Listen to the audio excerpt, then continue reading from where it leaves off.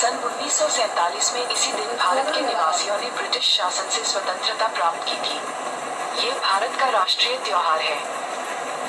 प्रतिवर्ष इस दिन भारत के प्रधानमंत्री लाल किले की प्राचीर से देश को संबोधित करते हैं। 15 अगस्त 1947 के दिन भारत के प्रथम प्रधानमंत्री जवाहरलाल नेहरू ने दिल्ली में लाल किले के लाहौरी गेट के ऊपर भारतीय राष्ट्रीय ध्वज फहराया था। महात्मा गांधी के नेतृत्व में भारतीय स्वतंत्रता संग्राम में लोगों ने काफी हद तक अहिंसक प्रतिरोध और सविनय अवज्ञा आंदोलनों में हिस्सा लिया। स्वतंत्रता के बाद ब्रिटिश भारत को धार्मिक आधार पर विभाजित किया गया, जिसमें भारत और पाकिस्तान का उदय हुआ। विभाजन के बाद दोनों देशों में हिंसक दंगे भड़क गए और सांप्रदायिक हिंसा की अनेक घटनाएं हुई। विभाजन के कारण मनुष्य जाति के इतिहास में इतनी ज्यादा संख्या में लोगों का विस्थापन कभी नहीं हुआ।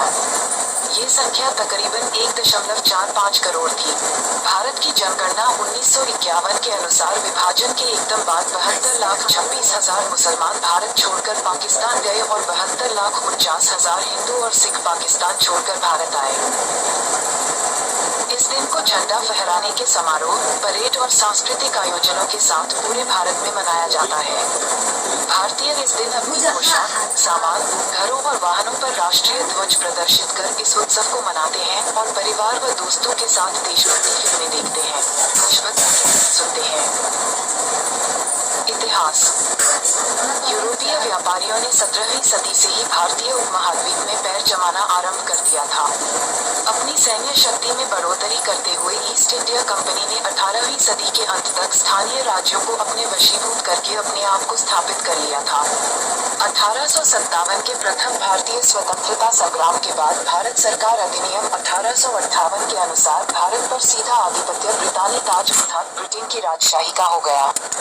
दशकों बाद नागरिक समाज ने धीरे धीरे अपना विकास किया और इसके परिणामस्वरूप 1885 में भारतीय राष्ट्रीय कांग्रेस निर्माण हुआ। प्रथम विश्व युद्ध के बाद का समय ब्रितानी सुधारों के काल के रूप में जाना जाता है, जिसमें मोंटेगू चेम्सफोर्ड सुधार गिना जाता है, लेकिन इसे भी रोलेट एक्ट की तरह दबाने वाले अधिनियम के रूप में देखा जाता है, जिसके कारण भारतीय समाज सुधारकों द्वारा स्वशासन का आह्वान किया गया। इसके परिणामस्वरूप महात्मा गांधी के नेतृत्व में असहयोग और सविनय अवज्ञा आंदोलनों तथा राष्ट्रव्यापी अहिंसक आंदोलनों की शुरुआत हो गई। 1930 के दशक के दौरान ब्रितानी कानूनों में धीरे धीरे सुधार जारी रहे। परिणामी चुनावों में कांग्रेस ने जीत दर्ज की। अगला दशक काफी राजनीतिक उथल पुथल वाला रहा। द्वितीय विश्व युद्ध में भारत की सहभागिता, कांग्रेस द्वारा असहयोग का अंतिम फैसला और अखिल भारतीय मुस्लिम लीग द्वारा मुस्लिम राष्ट्रवाद का उदय। 1947 में स्वतंत्रता के समय तक राजनीतिक तनाव बढ़ता गया। इस उपमहाद्वीप के आनंदोत्सव का अंत भारत और पाकिस्तान के विभाजन के रूप में हुआ। स्वतंत्रता से पहले स्वतंत्रता दिवस। 1929 लाहौर सत्र में भारतीय राष्ट्रीय कांग्रेस ने पूर्ण स्वराज घोषणा की और 26 जनवरी को गणतंत्र दिवस के रूप में घोषित किया। कांग्रेस ने भारत के लोगों से सविनय अवज्ञा करने के लिए स्वयं प्रतिज्ञा करने व पूर्ण स्वतंत्रता प्राप्ति तक समय समय पर जारी किए गए कांग्रेस के निर्देशों का पालन करने के लिए कहा। इस तरह के स्वतंत्रता दिवस समारोह का आयोजन भारतीय नागरिकों के बीच राष्ट्रवादी ईंधन झोंकने के लिए किया गया व स्वतंत्रता देने पर विचार करने के लिए ब्रिटिश सरकार को मजबूर करने के लिए भी किया गया। कांग्रेस ने 1930 और 1950 के बीच 26 जनवरी को स्वतंत्रता दिवस के रूप में मनाया। इसमें लोग मिलकर स्वतंत्रता की शपथ लेते थे। जवाहरलाल नेहरू ने अपनी आत्मकथा में इनका वर्णन किया है कि ऐसी बैठकें किसी भी भाषण या उपदेश के बिना शांतिपूर्ण व गंभीर होती थी। गांधी जी ने कहा कि बैठकों के अलावा इस दिन को कुछ रचनात्मक काम करने में खर्च किया जाए, जैसे कताई काटना या हिंदुओं और मुसलमानों का पुनर्मिलन या निषेध काम या अछूतों की सेवा। 1947 में वास्तविक आजादी के बाद भारत का संविधान 26 जनवरी 1950 को प्रभाव में आया। तब के बाद से 26 जनवरी को गणतंत्र दिवस के रूप में मनाया जाता है। तात्कालिक पृष्ठभूमि। सन 1946 में ब्रिटेन की लेबर पार्टी की सरकार का राजकोष हाल ही में समाप्त हुए द्वितीय विश्व युद्ध के बाद खस्ताहाल था। तब उन्हें एहसास हुआ कि न तो उनके पास घर पर जनादेश था और न ही अंतर्राष्ट्रीय समर्थन। इस कारण वे तेजी से बेचैन होते भारत को नियंत्रित करने के लिए देसी बलों की विश्वसनीयता भी खोते जा रहे थे। फरवरी 1947 में प्रधानमंत्री क्लीमेंट एटली ने ये घोषणा की कि ब्रिटिश सरकार जून 1948 से ब्रिटिश भारत को पूर्ण आत्म प्रशासन का अधिकार प्रदान करेगी। अंतिम वायसराय लॉर्ड माउंटबेटन ने सत्ता हस्तांतरण की तारीख को आगे बढ़ा दिया क्योंकि उन्हें लगा कि कांग्रेस और मुस्लिम लीग के बीच लगातार विवाद के कारण अंतरिम सरकार का पतन हो सकता है। उन्होंने सत्ता हस्तांतरण की तारीख के रूप में द्वितीय विश्व युद्ध में जापान के आत्मसमर्पण की दूसरी सालगिरह 15 अगस्त को चुना। ब्रिटिश सरकार ने ब्रिटिश भारत को 2 राज्यों में विभाजित करने के विचार को 3 जून 1947 को स्वीकार कर लिया व ये भी घोषित किया कि उत्तराधिकारी सरकारों को स्वतंत्र प्रभुत्व दिया जाएगा और ब्रिटिश राष्ट्रमंडल से अलग होने का पूर्ण अधिकार होगा।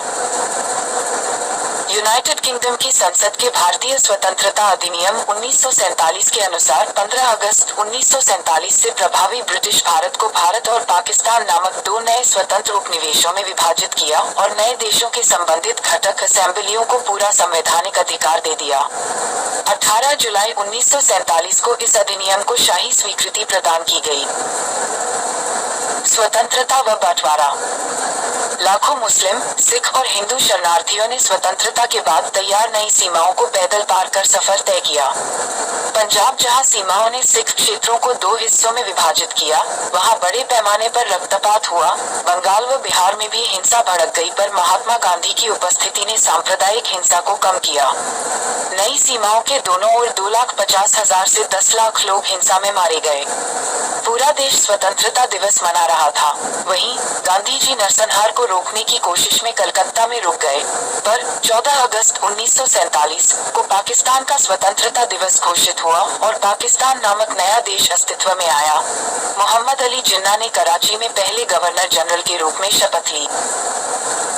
भारत की संविधान सभा ने नई दिल्ली में संविधान हॉल में 14 अगस्त को 11 बजे अपने 5वें सत्र की बैठक की। सत्र की अध्यक्षता राष्ट्रपति राजेंद्र प्रसाद ने की। इस सत्र में जवाहरलाल नेहरू ने भारत की आजादी की घोषणा करते हुए ट्रिस्ट विद डेस्टिनी नामक भाषण दिया। सभा के सदस्यों ने औपचारिक रूप से देश की सेवा करने की शपथ ली। महिलाओं के एक समूह ने भारत की महिलाओं का प्रतिनिधित्व किया व औपचारिक रूप से विधानसभा को राष्ट्रीय ध्वज भेंट किया। आधिकारिक समारोह नई दिल्ली में हुए, जिसके बाद भारत एक स्वतंत्र देश बन गया। नेहरू ने प्रथम प्रधानमंत्री के रूप में पद ग्रहण किया और वायसराय लॉर्ड माउंटबेटन ने पहले गवर्नर जनरल के रूप में अपना पदभार संभाला।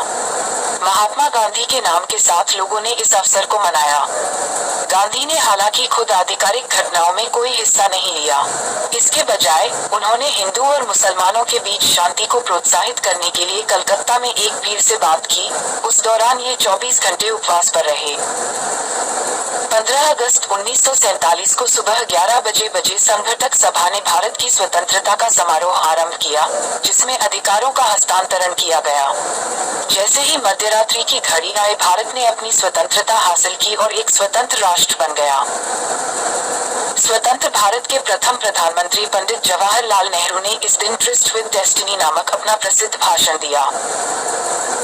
कई सालों पहले हमने नियति से एक वादा किया था और अब समय आ गया है कि हम अपना वादा निभाएं, पूरी तरह न सही पर बहुत हद तक तो निभाएं। आधी रात के समय जब दुनिया सो रही होगी, भारत जीवन और स्वतंत्रता के लिए जाग जाएगा। ऐसा क्षण आता है, मगर इतिहास में विरले ही आता है, जब हम पुराने से बाहर निकल नए युग में कदम रखते हैं, जब एक युग समाप्त हो जाता है, जब एक देश की लंबे समय से दबी हुई आत्मा मुक्त होती है। ये संयोग ही है कि इस पवित्र अवसर पर हम भारत और उसके लोगों की सेवा करने के लिए तथा सबसे बढ़कर मानवता की सेवा करने के लिए समर्पित होने की प्रतिज्ञा कर रहे हैं। आज हम दुर्भाग्य के एक युग को समाप्त कर रहे हैं और भारत पुनः स्वयं को खोज पा रहा है। आज हम जिस उपलब्धि का उत्सव मना रहे हैं, वो केवल एक कदम है नए अवसरों के खुलने का। इससे भी बड़ी विजय और उपलब्धियां हमारी प्रतीक्षा कर रही हैं। भारत की सेवा का अर्थ है लाखों करोड़ों पीड़ितों की सेवा करना। इसका अर्थ है निर्धनता, अज्ञानता और अवसर की असमानता स्वतंत्रता मिटाना। हमारी पीढ़ी के सबसे महान व्यक्ति की यही इच्छा है कि हर आंख से आंसू मिटे। संभवतः ये हमारे लिए संभव न हो, पर जब तक लोगों की आंखों में आंसू हैं, तब तक हमारा कार्य समाप्त नहीं होगा। आज एक बार फिर वर्षों के संघर्ष के बाद भारत जागृत और स्वतंत्र है। भविष्य हमें बुला रहा है। हमें कहाँ जाना चाहिए और हमें क्या करना चाहिए, जिससे हम आम आदमी, किसानों और श्रमिकों के लिए स्वतंत्रता और अवसर ला सकें। हम निर्धनता मिटा एक समृद्ध, लोकतांत्रिक और प्रगतिशील देश बना सकें। हम ऐसी सामाजिक, आर्थिक और राजनीतिक संस्थाओं को बना सकें जो प्रत्येक स्त्री पुरुष के लिए जीवन की परिपूर्णता और न्याय सुनिश्चित कर सके। कोई भी देश तब तक महान नहीं बन सकता जब तक उसके लोगों की सोच या कर्म संकीर्ण है। ट्रिस्ट विद डेस्टिनी भाषण के अंश, जवाहरलाल नेहरू। इस भाषण को 20वीं सदी के महानतम भाषणों में से एक माना जाता है। समारोह। पूरे भारत में अनूठे समर्पण और अपार देशभक्ति की भावना के साथ स्वतंत्रता दिवस मनाया जाता है। अंतर्राष्ट्रीय स्तर पर प्रवासी भारतीयों, विशेषकर भारतीय आप्रवासियों की उच्च सघनता के क्षेत्रों में परेड और प्रतियोगिताओं के साथ दुनिया भर में स्वतंत्रता दिवस मनाया जाता है। न्यूयॉर्क और अन्य अमेरिकी शहरों में कुछ स्थानों में 15 अगस्त प्रवासी और स्थानीय आबादी के बीच में भारत दिवस बन गया है। यहाँ लोग 15 अगस्त के आसपास या सप्ताह के अंतिम दिन पर भारत दिवस मनाते हैं व प्रतियोगिताएं रखते हैं। राष्ट्रीय स्तर पर देश के प्रथम नागरिक और देश के राष्ट्रपति स्वतंत्रता दिवस की पूर्व संध्या पर राष्ट्र के नाम संबोधन देते हैं। इसके बाद अगले दिन दिल्ली में लाल किले पर तिरंगा झंडा फहराया जाता है, जिसे 21 तोपों की सलामी दी जाती है। इसके बाद प्रधानमंत्री देश को संबोधित करते हैं। आयोजन के बाद स्कूली छात्र तथा राष्ट्रीय कैडेट कोर के सदस्य राष्ट्रगान गाते हैं। लाल किले में आयोजित देशभक्ति से ओतप्रोत इस रंगारंग कार्यक्रम को देश के सार्वजनिक प्रसारण सेवा दूरदर्शन द्वारा देश भर में सजीव प्रसारित किया जाता है। स्वतंत्रता दिवस की संध्या पर राष्ट्रीय राजधानी तथा सभी शासकीय भवनों को रंग बिरंगी विद्युत सज्जा से सजाया जाता है, जो शाम का सबसे आकर्षक आयोजन होता है। राज्य, स्थानीय स्तर पर देश के सभी राज्यों की राजधानी में इस अवसर पर विशेष झंडावंदन कार्यक्रम आयोजित किया जाता है तथा राज्य के सुरक्षा बल राष्ट्रध्वज को सलामी देते हैं। प्रत्येक राज्य में वहां के मुख्यमंत्री ध्वजारोहण करते हैं। स्थानीय प्रशासन, जिला प्रशासन, नगरीय निकायों, पंचायतों में भी इसी प्रकार के कार्यक्रम आयोजित किए जाते हैं। शासकीय भवनों को आकर्षक पुष्पों से तिरंगे की तरह सजाया जाता है। छोटे पैमाने पर शैक्षिकी संस्थानों में, आवासीय संघों में, सांस्कृतिक केंद्रों तथा राजनीतिक सभाओं का आयोजन किया जाता है। एक अन्य अत्यंत लोकप्रिय गतिविधि जो स्वतंत्रता की भावना का प्रतीक है और यह है पतंगे उड़ाना। आसमान में हजारों रंग बिरंगी पतंगे देखी जा सकती हैं। ये चमकदार पतंगे हर भारतीय के घर की छतों और मैदानों में देखी जा सकती हैं और ये पतंगे इस अवसर के आयोजन का अपना विशेष तरीका है। सुरक्षा खतरे। आजादी के 3 साल बाद नागा नेशनल काउंसिल ने उत्तर पूर्व भारत में स्वतंत्रता दिवस के बहिष्कार का आह्वान किया। इस क्षेत्र में अलगाववादी विरोध प्रदर्शन 1980 के दशक में तेज हो गए और उल्फा व बोडोलैंड के national democratic front of Bodoland की ओर से आतंकवादी हमलों व बहिष्कारों की खबरें आती रहीं। 1980 के दशक से जम्मू कश्मीर में उग्रवाद में वृद्धि के साथ अलगाववादी प्रदर्शनकारियों ने बंद करके, काले झंडे दिखाकर और ध्वज जलाकर वहां स्वतंत्रता दिवस का बहिष्कार किया। इसी के साथ लश्कर-ए-तैयबा, हिजबुल मुजाहिदीन और जैश-ए-मोहम्मद जैसे आतंकवादी संगठनों द्वारा धमकियां भी जारी की गईं और स्वतंत्रता दिवस के आसपास हमले किए गए हैं। उत्सव के बहिष्कार की विद्रोही माओवादी संगठनों द्वारा वकालत की गई।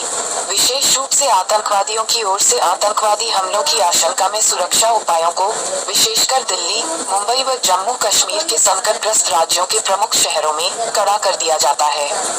हवाई हमलों से बचने के लिए लाल किले के आसपास के इलाके को नो फ्लाई जोन घोषित किया जाता है और अतिरिक्त पुलिस बलों को अन्य शहरों में भी तैनात किया जाता है। लोकप्रिय संस्कृति में स्वतंत्रता दिवस और गणतंत्र दिवस पर हिंदी देशभक्ति के गीत और क्षेत्रीय भाषाओं में टेलीविजन और रेडियो चैनलों पर प्रसारित किए जाते हैं।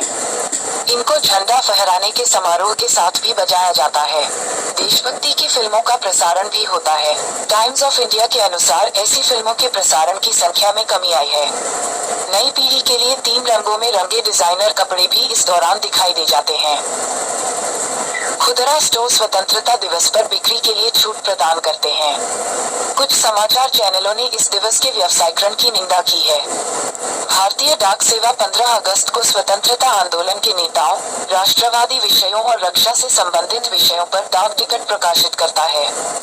इंटरनेट पर 2003 के बाद गूगल अपने भारतीय होम पेज पर एक विशेष गूगल डूडल के साथ स्वतंत्रता दिवस मनाता है।